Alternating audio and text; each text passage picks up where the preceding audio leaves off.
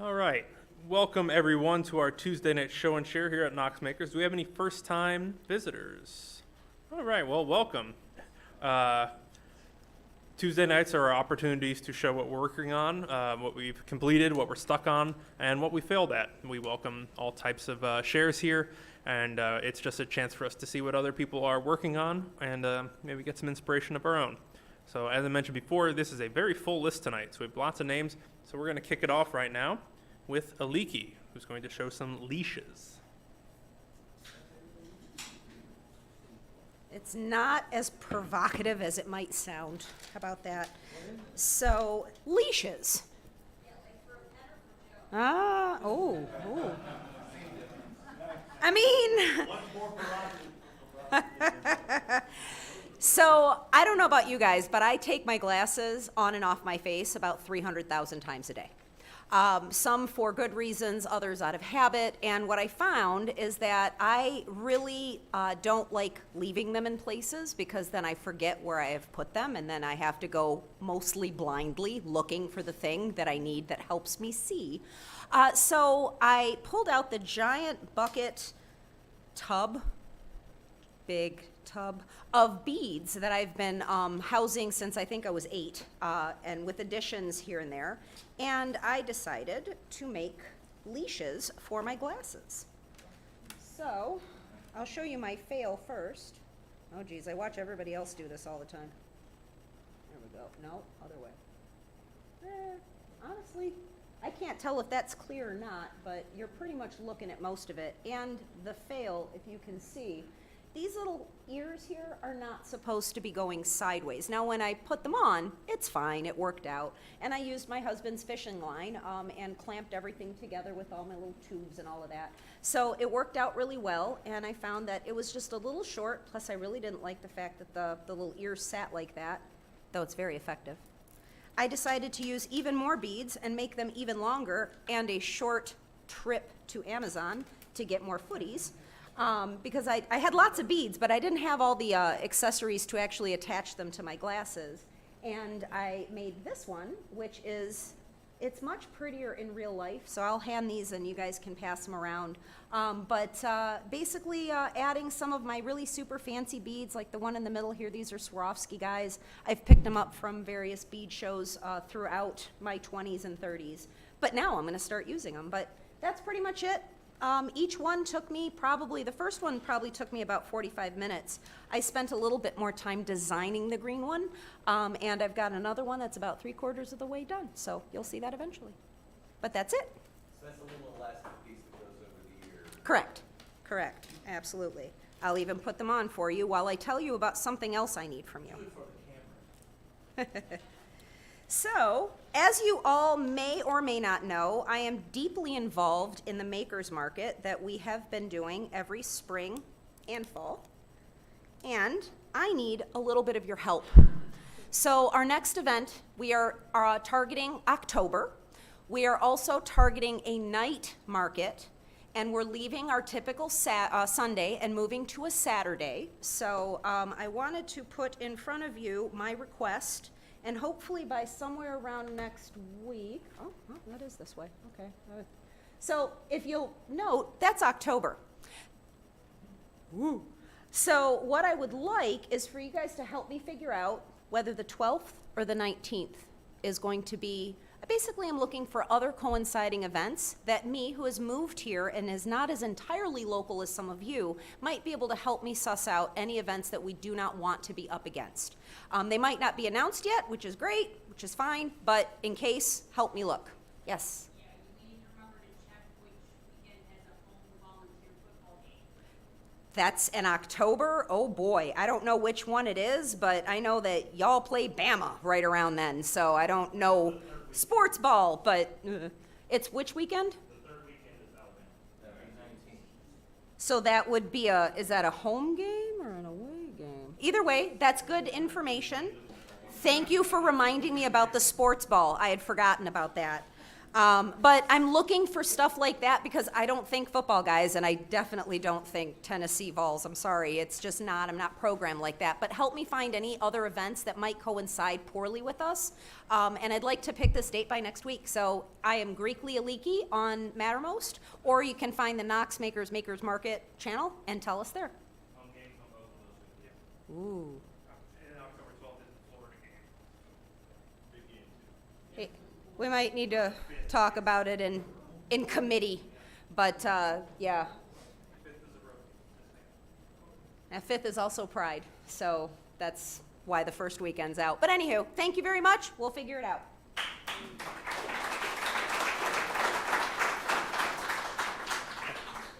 Florida and Bama games. What timing?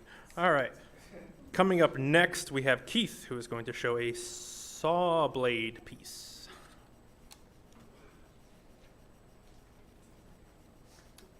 Hello.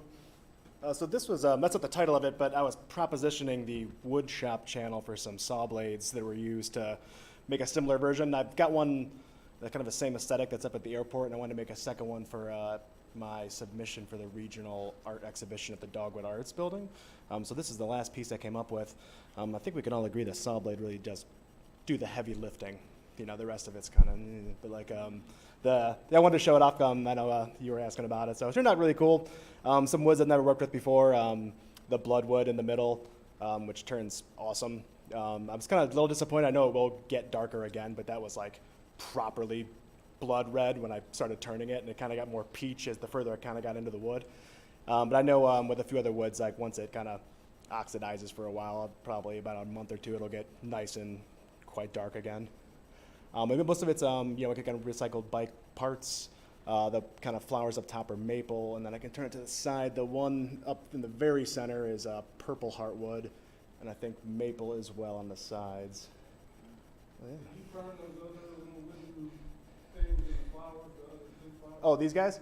Yeah. That's some maple as well, and then I think the stripe up the middle was I think the last piece of the ash that I had from the wood class to get kind of certified to be able to go in there. So I was like the last little strip of that I put in between those walnut boards that I had. But yeah, just any kind of little tiny blocks, I always had to grab those because they work perfect for that.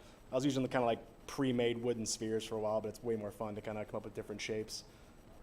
And just kind of, bolt everything fixed in place, which is kind of nice. The last one, I left them kind of wiggly, and like they catch on things, they get turned into weird orientations. So I think hard mounting them to the boards when I do them this way makes more sense.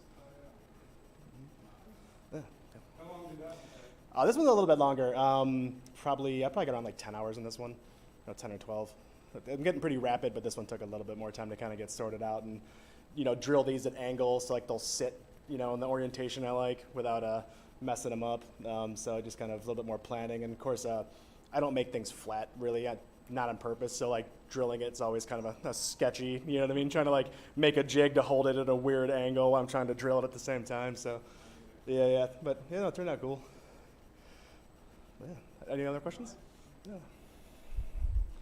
Awesome. Thank you.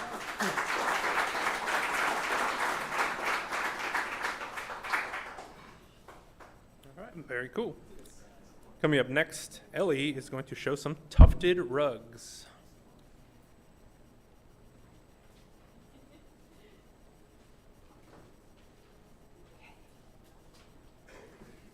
Okay, hi everybody. My name's Ellie. I'm a new trial member, and I just wanted to show off what it is that I make.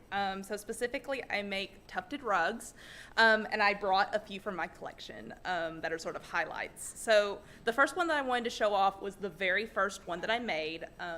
So here's an in-progress pic of it. I went and got a large old frame from Goodwill and took out the glass, took tufting fabric, hand stapled it tight to the frame, and used a punch needle to one by one make the little fiber holes. So this is it now. It's been very much loved since when I made it a couple of years ago. But yeah, each of these is hand punched in loop pile form. So after I made this one, my husband was like, this is a very good hobby, Ellie. You need to keep this up.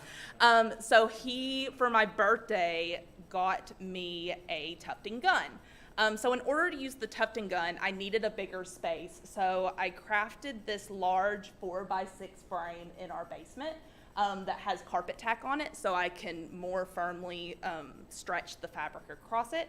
And then this is me using the gun that my husband got me.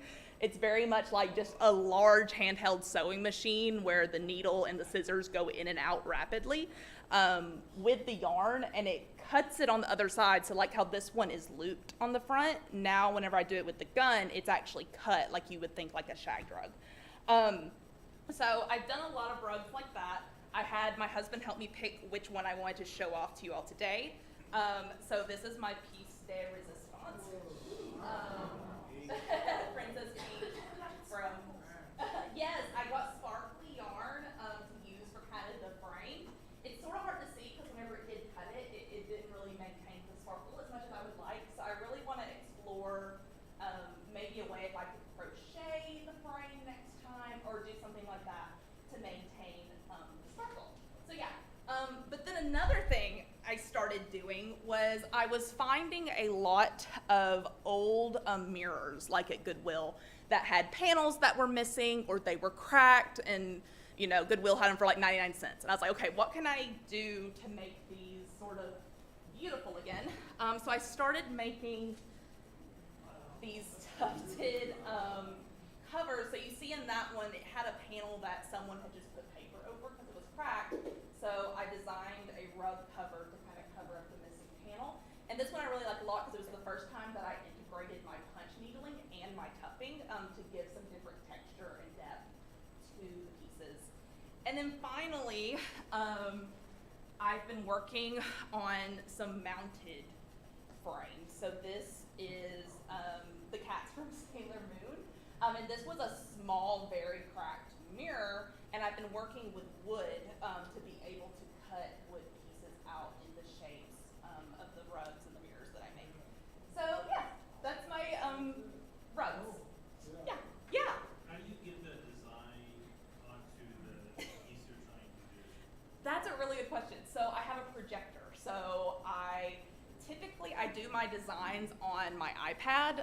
This is often what they look like. I will, especially if it's a mirror, I try to do a recreation of the mirror and then I just draw over it and then turn off all the lights, do the projector. It's often a very flimsy process trying to get it exactly the size. Is this ink? You're just tracing it? Yeah, so I used to just use black Sharpie, but now I use a lot of different colors of Sharpies. Especially, I do pet portraits, and I find that those have a lot of different intricacies in the colors, so just by doing different colors, it helps me know which color needs to be what. Who's the cat in the picture? Oh, Moo, he's my baby. Yeah. So you take commissions or? Kinda, sorta, a little bit. Whenever people found out that I was doing this, I was getting a lot of commission requests and was taking a lot of those, and it started to become more work and less making.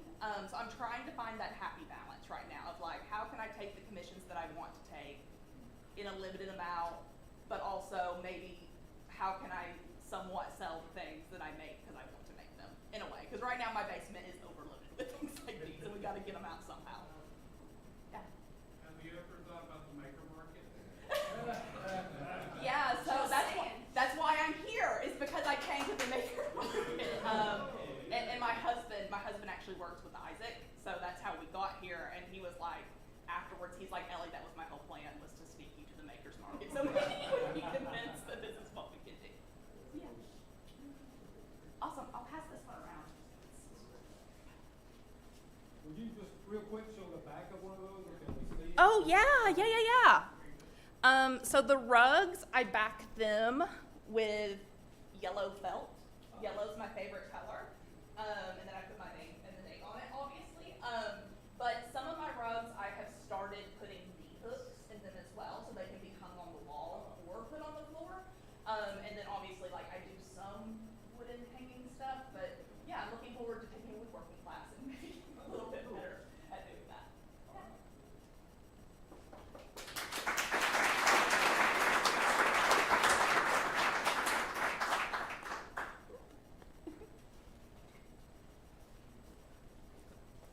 Thank you very much. All right. Up next is Eben showing a summer backpacking quilt.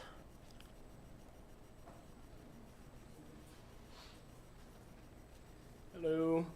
Yeah, wanted to share this quilt I made a couple weeks ago for summertime. It's pretty thin, as you can maybe see, but I had been wanting a lighter weight option for the summertime, so I think I heard it was one of the easier DIY backpacking projects to make. Anyways, these are some test pieces I made if you want to feel the insulation and the fabric. This one's inside out though, so that's why it's a little bit stickier.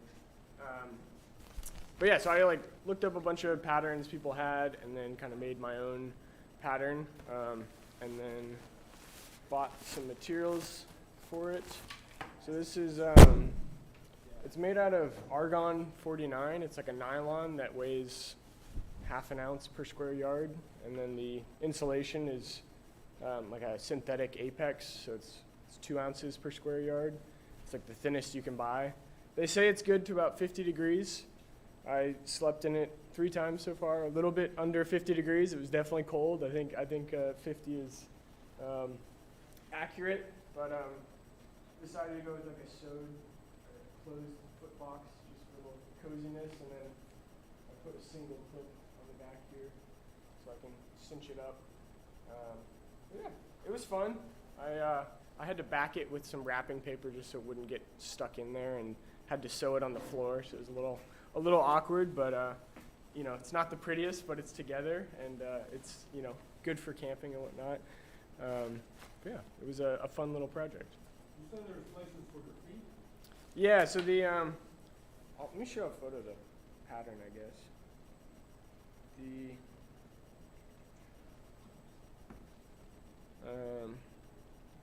So yeah, this is like the main body, and then I actually made this an oval for the foot box, but so I sewed the main panel.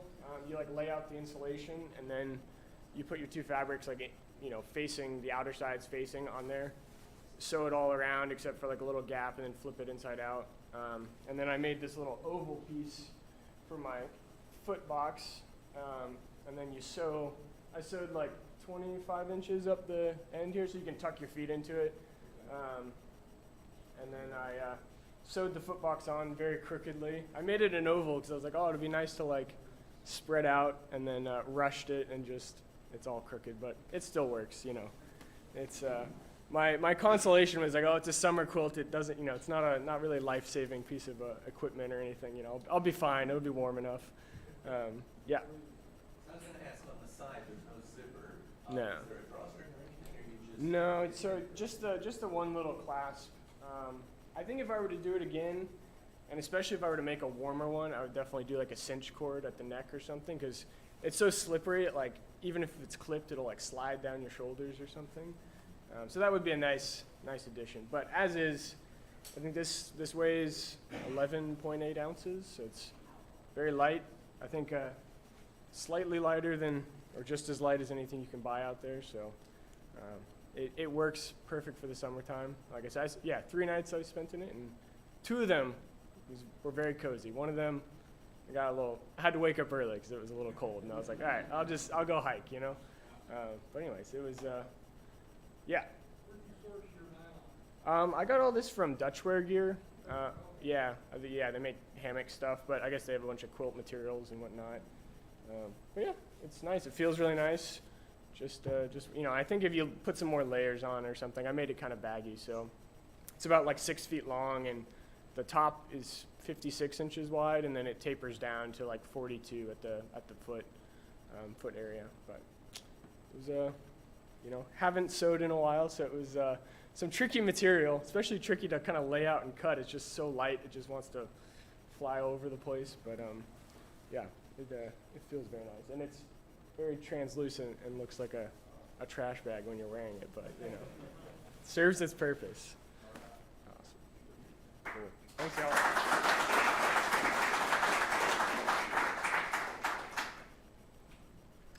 Coming up next, Jake is going to show a 1986 Tandy PC restoration.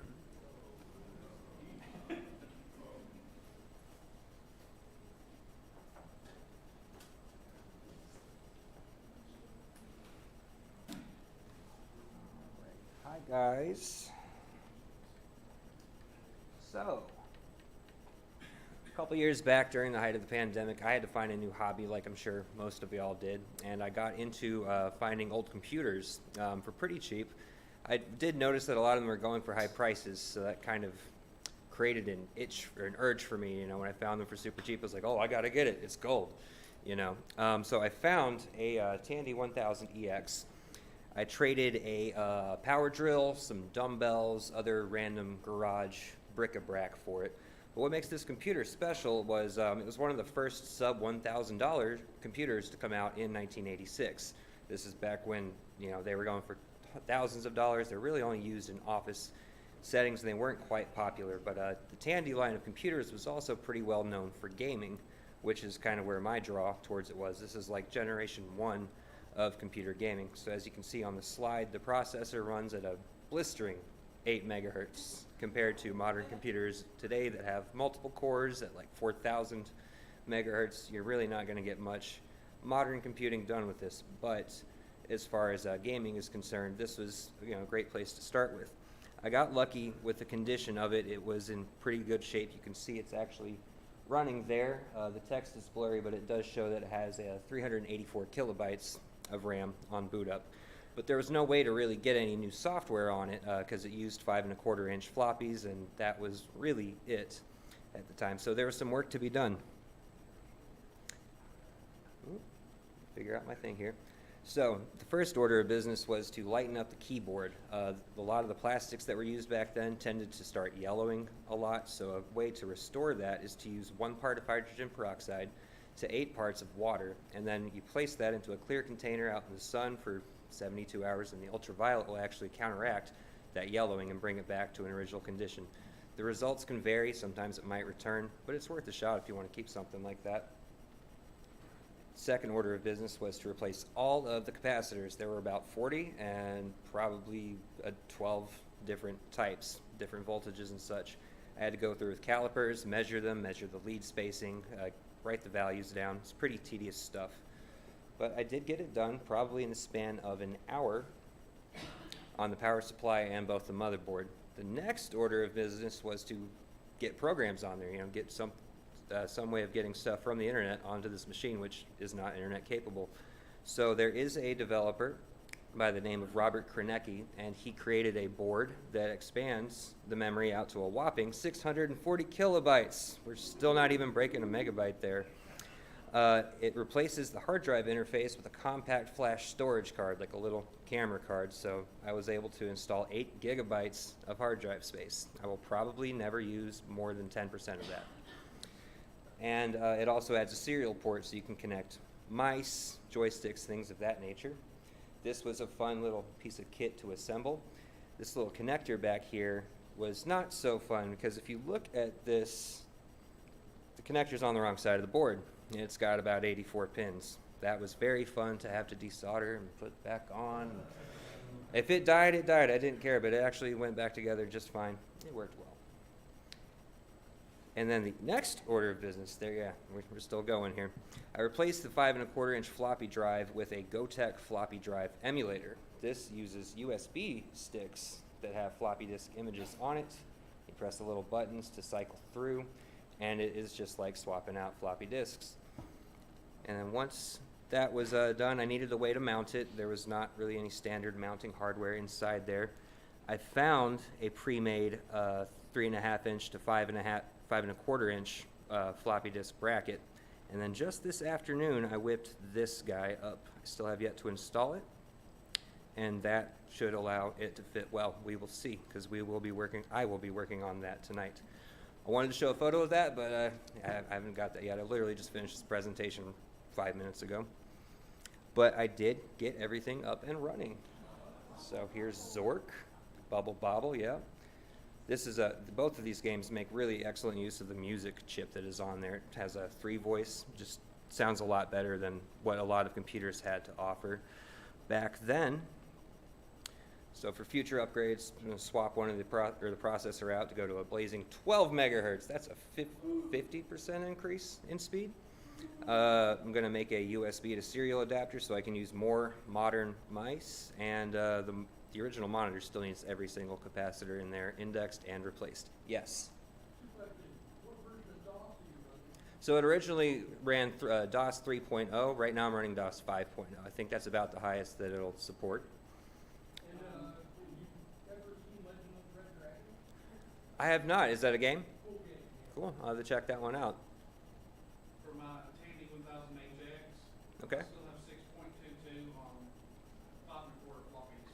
Very cool. Yeah. Actually, it came with a floppy disk. I think it was supposed to be DOS 3, but I'm not even sure if it reads because I don't have any working drive. So if we want to talk after this, that'd be cool to try to figure out what floppies I do and don't, or I have that do and don't work.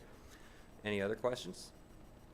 Yes, what was the peroxide, something mixture you used? Hydrogen peroxide, yeah. So the process is called retrobrighting. There's a lot of information available for that online, but if memory serves me right, you want to use 1 part of hydrogen peroxide to 8 parts of just regular tap water. And then you want to have that sitting in direct sunlight, or if you have access to ultraviolet LEDs, you can also place those around the container and just expose it to an ultraviolet light bath for 48 to 72 hours. You don't want to go too long. It will weaken the structure or integrity a little bit. But, just play with it a little bit. Start off slow. When it starts looking good, I'd say stop right there. Any other questions? Thank you, guys.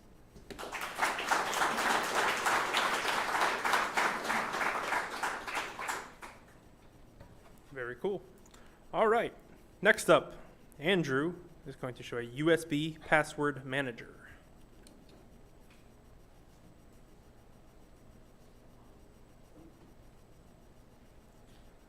This is so much taller than I expected it to be. So most password manager solutions are software-based, either on your phone, or it's an extension, or it's an extra program that you have on your computer. And I didn't like that, because if I had to go to a different computer, use something one time, I either had to pull up the password manager that I have on my phone, or do something to try and log into the one account that I want. So I made this little device. It's not really special about any of the hardware that I'm using. This can run on any microcontroller dev board that you can plug a display into, and that can run CircuitPython, is what it's written in. And I brought my phone to demonstrate. So this is the GitHub repository. Everything is open source, all of the code, and there's even directions and links to what exactly I used. But if I go over to GitHub's normal page and plug in my password manager, so there's no program running on my phone that allows this to work. It is, oh, this? Oh.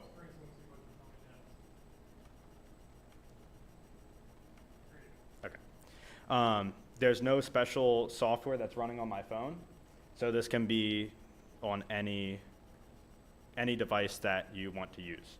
So there's only one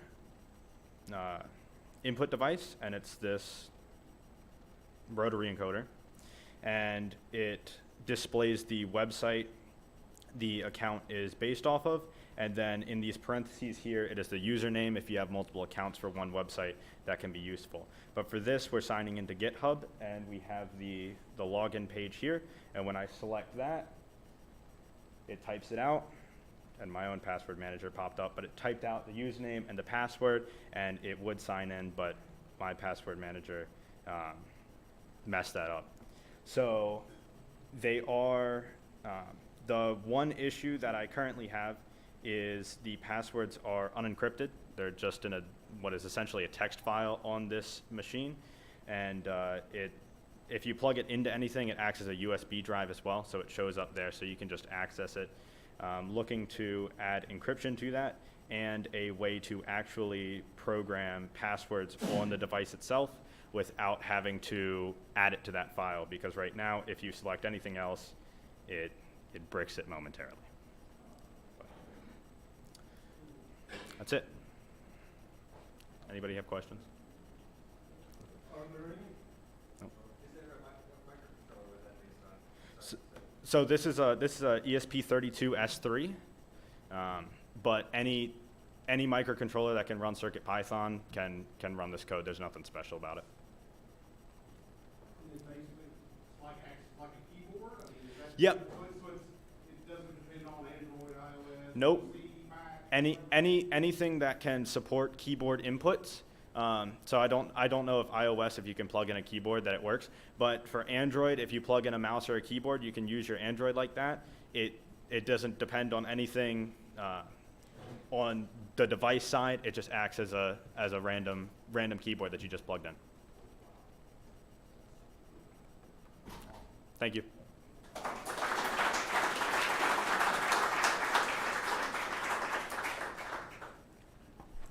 Up next, Jennifer is going to show some sculptures.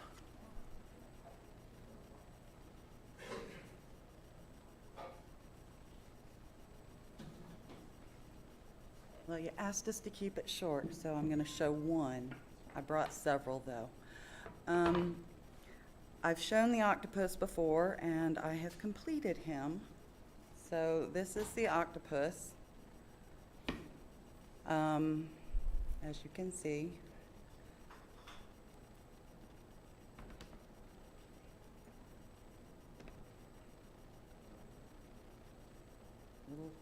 This leg broke off last time I had him here. He had two little feet that went straight forward, and I decided make him a little curled foot. But I was wanting to do a burl to make him look like he's on a tide pool. I couldn't find what I wanted, so I found this piece of teak at Jeffrey's Wood, and I'm going to pyrography fish on it and see if I can make it look like he's hunting in a tide pool, and then polyurethane it.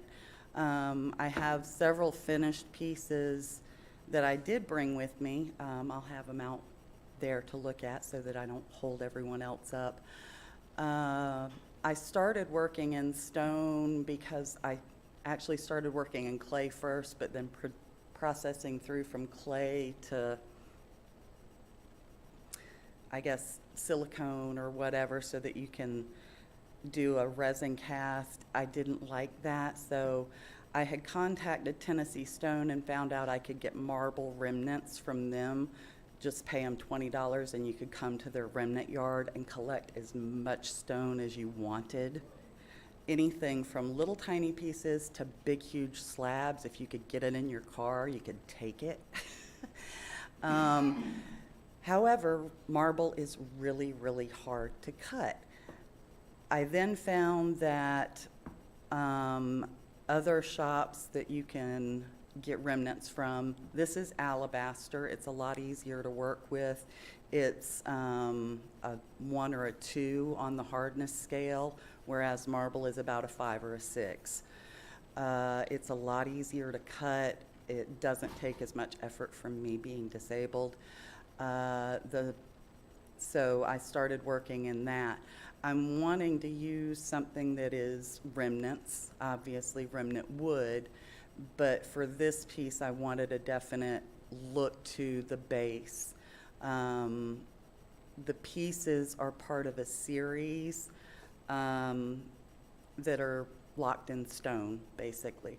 I have started transitioning to wood. This is a small bird.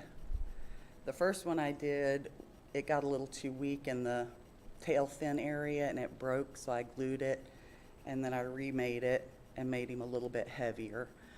I did start working him in clay, but the wings got a little too heavy and they sag, so I'm trying to figure out how to redo the clay. I do want to do him in stone, but I'm going to probably have to order a large piece of stone to do him. I do want to try and do him in a wood, a large log. So I've been cutting wood now too, and that sort of thing. So I've been doing different sculptures. Any questions? What kind of, for the stone, do you use like chisel and hammer? What kind of tools? Chisel and hammer, rasps, sandpaper, So it just progresses from the chisel and hammer to the rasps and then down to the sandpaper. Anything? Yes? Have you tried micro sandblasting your microscope? No, I haven't. Anything else? Nope. All right, thank you.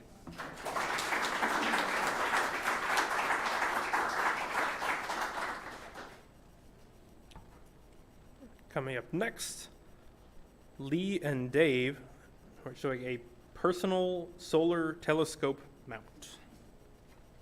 All right. Grab yours and stand in the screen light there. All right.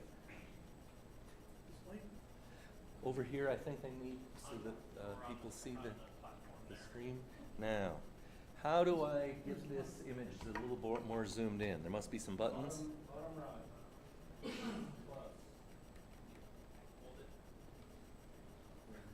All right. So, David and I are members of the Smoky Mountain Astronomical Society. We are amateur astronomers. And on Saturday mornings at the Blount County Public Library, when the weather is good, we can often be found with our telescopes. And there are several friends I have in the Smoky Mountain Astronomical Society who have Coronado personal solar telescopes. Raise your hand out there in the audience if you own a Coronado personal solar telescope or have access to one. Oh, look, there's a hand up back there. And in fact, if I had known, he could have brought his, and 3 out of the 4 of these that are in existence would be here tonight. When Dave Godman here first came and was using his telescope, he was using it on a tripod, and in order to point a telescope on a tripod, you have to loosen 2 axes, adjust it a little bit, then tighten it down, and when you let go, it always flexes a little bit. And I thought, ooh, I could make something that'll work better for that, and this would be a KeyCAD project. Sorry, FreeCAD project. I do KeyCAD as well.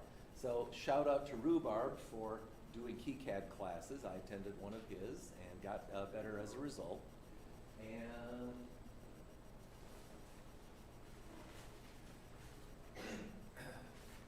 so you can see that, of course, this was some drawings. I was using the assembly workbench. Assembly workbench lets you take the separate drawings you've made for pieces and put them together. To sort of, it's like you're practicing assembling the actual device. And then I made drawings. Let's now zoom the other way. I made drawings that are 1-to-1 scale so that I could cut pieces of metal. And after cutting pieces of metal, I think I've got another thing here on my phone. Let's find it. Nope. Nope. And of course now I'll have to zoom in. All right, let's see if we can get into this. All right. This is me welding at home using a stick welder. Last Thursday, I took the MIG welding class, and these brackets would look much better if I had done so a few months ago. I would be happy to pass this around, and you can see what my stick welding looks like. This is not something to be proud of, but it was the best I could do with my Harbor Freight stick welder. Now, David's telescope lived at his house, and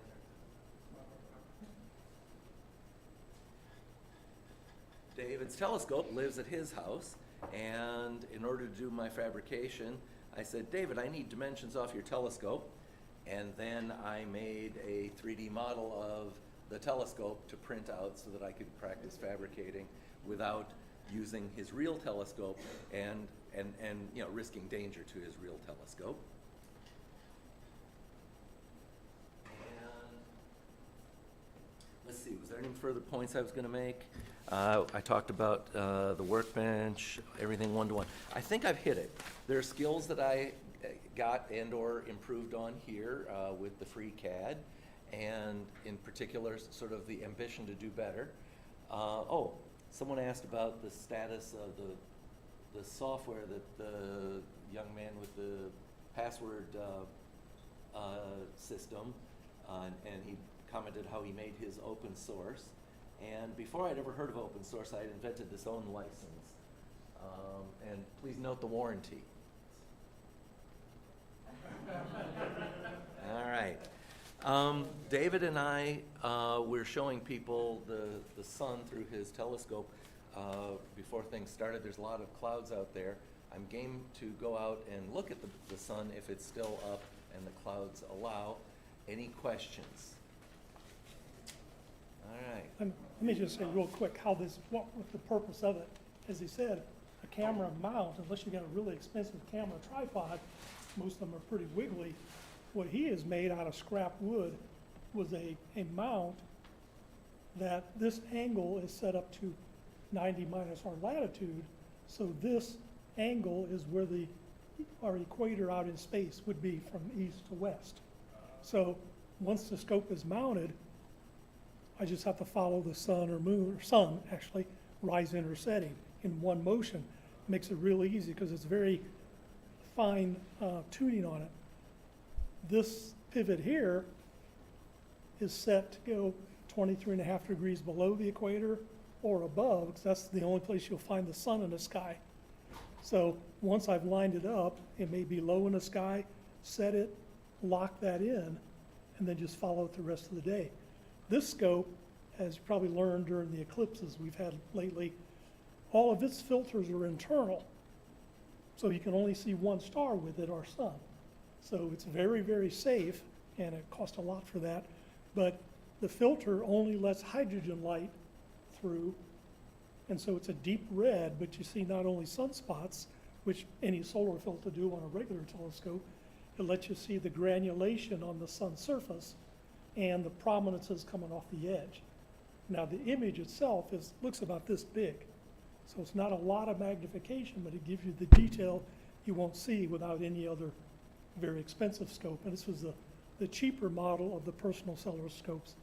They do have some that have a couple additional filters that give even more resolution. But real sturdy mount, easy to use, set up. I appreciate him doing it. I've got like serial number 001. This is serial number 1. So it's got the worst welding. But hey, I love it. Thank you. Any other questions? And the point is that you set this on a table. So it replaces a tripod that may wiggle. Now, if your table wiggles, the system still wiggles. But in principle, the heavier the table you can find to set it on, like a picnic table at a campground or something like that, you can have a very, very stable mount. And you can also teach people to track the sun. And I think we taught a couple of people to track the sun right before the meeting started. Raise your hand if I had you point the telescope at the sun before the meeting started. Yeah. And you were able to do so, right? I think I knew the sun was there before you told me though. All right. Sneaking Oh, suspicion. yeah. Very good. We're done. All right. More questions? You have hands. So He answered it without knowing he answered it, which wasn't motorized, and I sort of turned back and I realized now it's like a lazy Susan. So Pretty much. there's a point I'd like to make, and that is if you buy the computerized telescope that are motorized, as a beginner, you now have actually 2 obstacles. You don't know the sky, you don't know how to run that awful computer. This teaches you the stuff. This is actually called an equatorial mount because most telescopes are set up that way so you can track in one direction. Or if you're doing astrophotography through the scope or with a camera mounted on the scope. And then they have a motor drive that tracks the stars and the moon as we're rotating underneath it. It counters that revolution. So it's set up, it's got a few adjustments, a little bit farther north or south.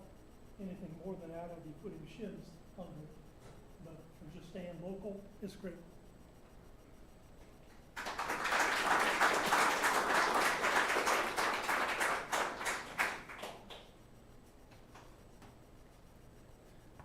All right, very cool. Coming up next, nearing the end of our list here, is Josh, who's going to show some bowls. One spindle.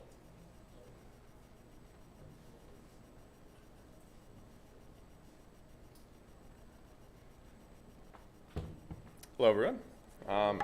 So last week we left off our adventure on just before I was going to try a multi-axis turning.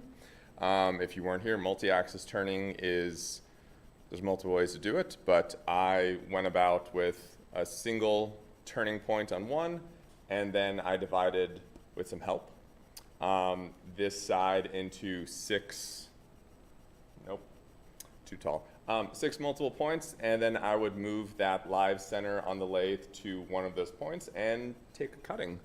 I learned that it is, well, I knew it was difficult, but I did not anticipate the sheer amount of planning necessary. This, I believe, is a piece of American beech that I found on the side of the road. That's where most of the wood comes from. But each of these different facets and angles you see, and there are a lot of them. I got through technically 6 different axes because of the original axes. So this could have been 7. Completely threw off everything each time you changed it. You're mostly cutting through air every single time, so you have to anticipate when it's going to hit, unless your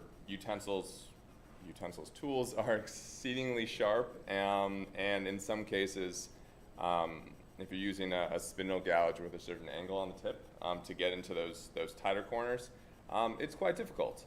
So this was a great test piece. Now it's my entry for lamps, so watch out, everyone. But it was a good learning. This was my latest success, though. This was my first square bowl out of a lovely piece of genuine mahogany, which is apparently not so much indicative of what type of wood it is, but more of the species. That is from the Gibson guitar company, apparently. Those are non-tonal defects, so they just wouldn't sound good.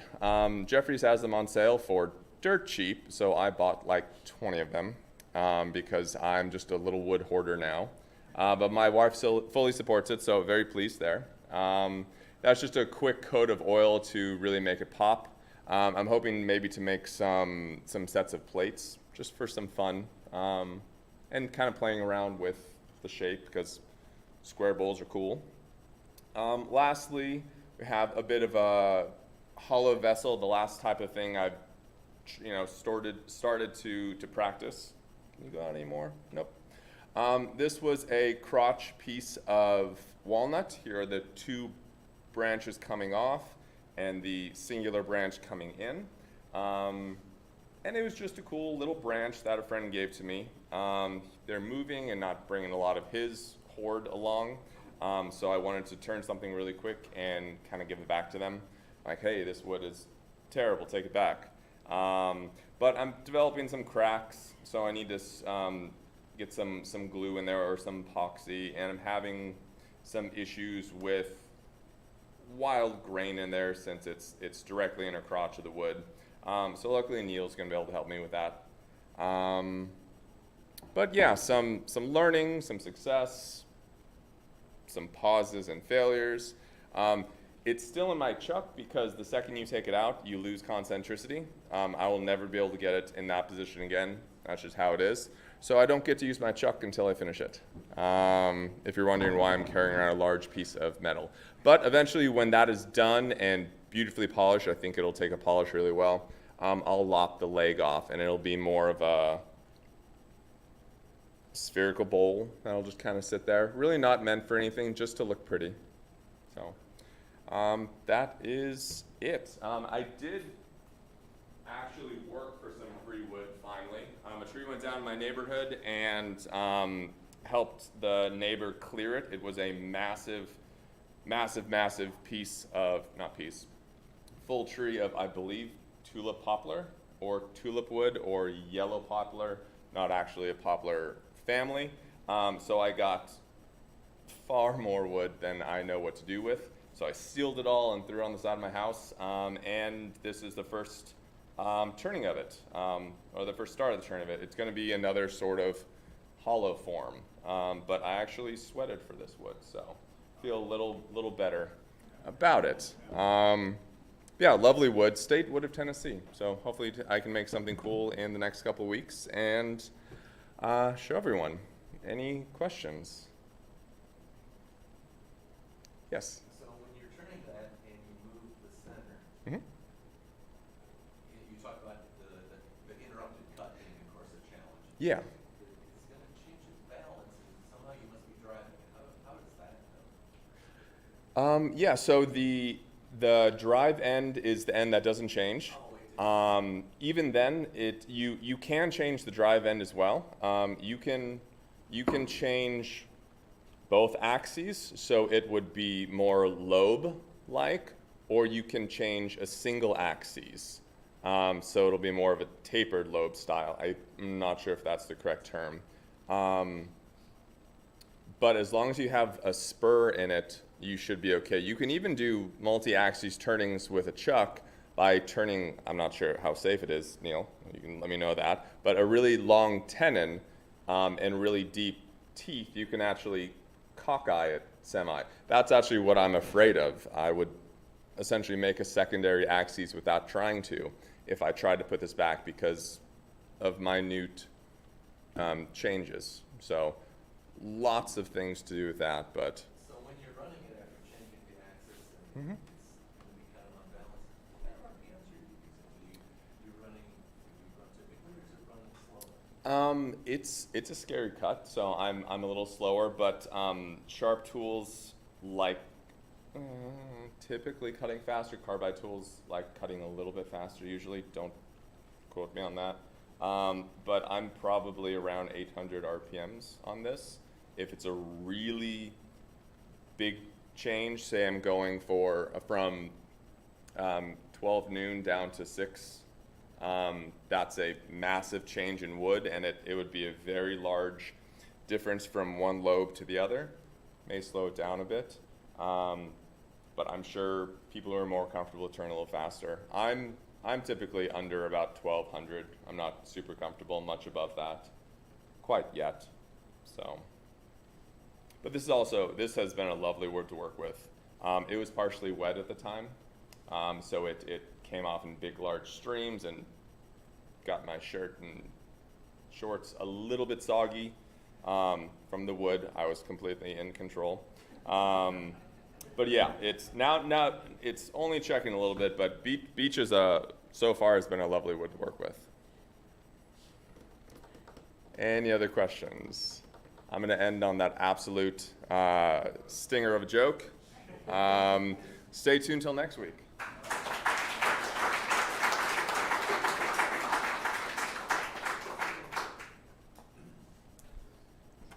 All right, and last name I have on my list for tonight is Joe, who's showing Godzilla.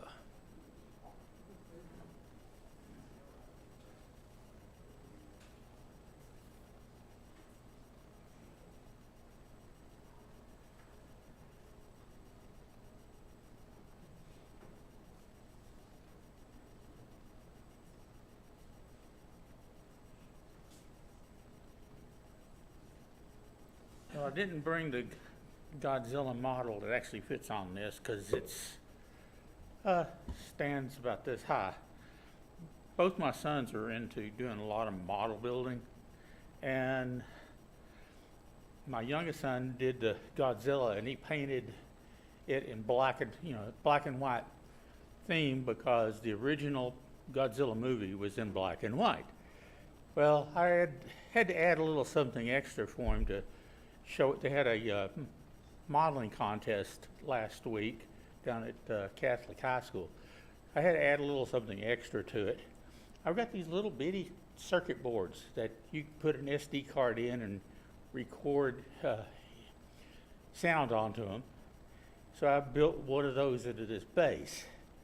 So when you push this button, it takes a second for it to start up.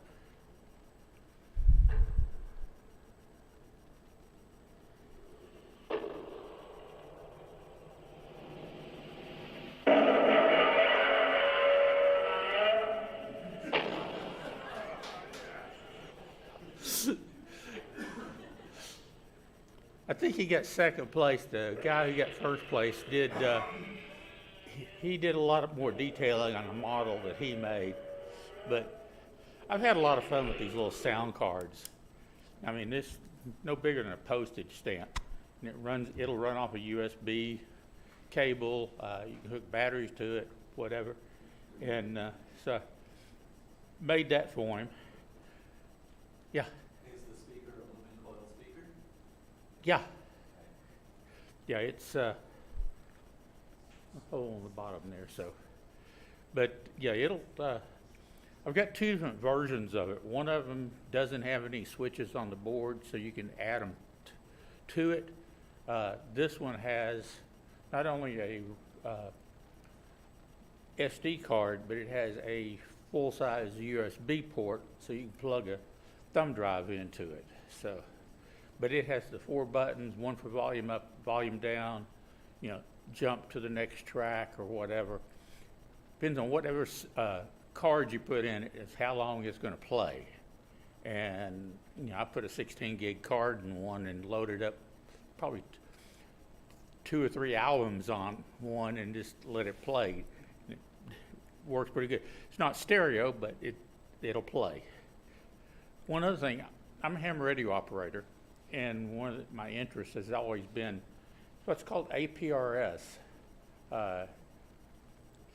It's the positioning, automatic packet reporting is what its system is what it stands for. But you can take a little board like that and hook a GPS on one side, and there's a cable from the other side that plugs into a radio like that, and there's a certain frequency, and every so many minutes it'll send out a data burst, and there's a website called aprs.fi that is does the tracking on these, and so I had one mounted in my car a long time ago, and then a few years ago my son took his grandmother up to Virginia or Maryland for her high school reunion, so I put radio in the car with the APRS module on it, and I gave him a hard time when he got back home. I said, "What do you mean doing 93 miles an hour on the interstate in Virginia?" But it'll, you know, I was able to see exactly where they were going down the road. It was quite interesting. I had a lot of fun with it. But yeah, there used to be a pretty active group here in town. I'm getting ready to put a small transmitter and an antenna on my truck, and that way, you know, when you power up the truck, it turns on the radio, and then I'll be able to see where it's at any time. So anyway, that's what I'm up to.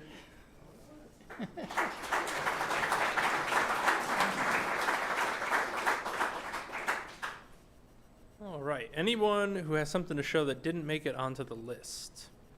No? All right. Classes. We have some coming up. They're all sold out. Except for, it's not a class, but this Thursday the 30th at 7 p.m. we have a new members onboarding. And so if you are a trial member or prospective member, it is required that you attend a new members onboarding before you can get voted in to be a full member. It's just a chance for you to learn about Knox Makers as an organization, who we are, what we do, and why we do it. So that is this Thursday at, did I say 7? 7, yeah. Other than that, we have an announcement from Sue.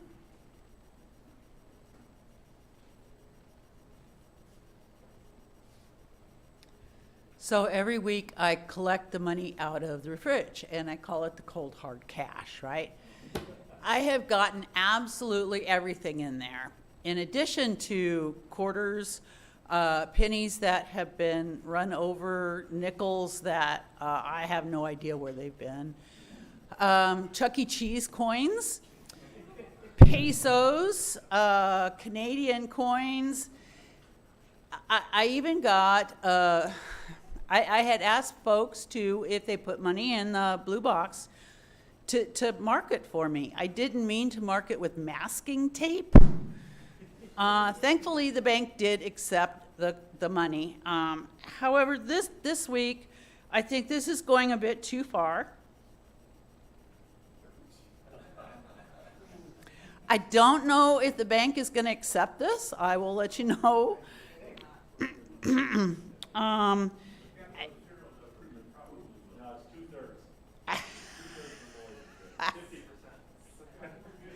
There is scotch tape in the middle. I don't know if you can see that, but yeah, this is the better of the two. Actually, there was another one as well. So yeah, I'll let you know if the bank accepts this. That's it. Keep your bad bills out of the box, I guess, is the message here. And actually, as long as there's 50% of the bill still left, I did look it up, you can bring it to a commercial financial institution and they will exchange it for you. Send it off to the mint. Yeah, other than that, if you see any So does that mean you were the one that left it? No. I don't carry cash. I'm under 40. I don't carry cash. Come on. Yeah, other announcements than that. If you see a garbage can that has garbage in it, be a dear, be a volunteer, and bring it out to the dumpster. If you see an air filter on the in the woodworking zone, the jet filters that looks like it needs changing, you could also volunteer for that. That's usually one person with a difficulty or two-person easy job.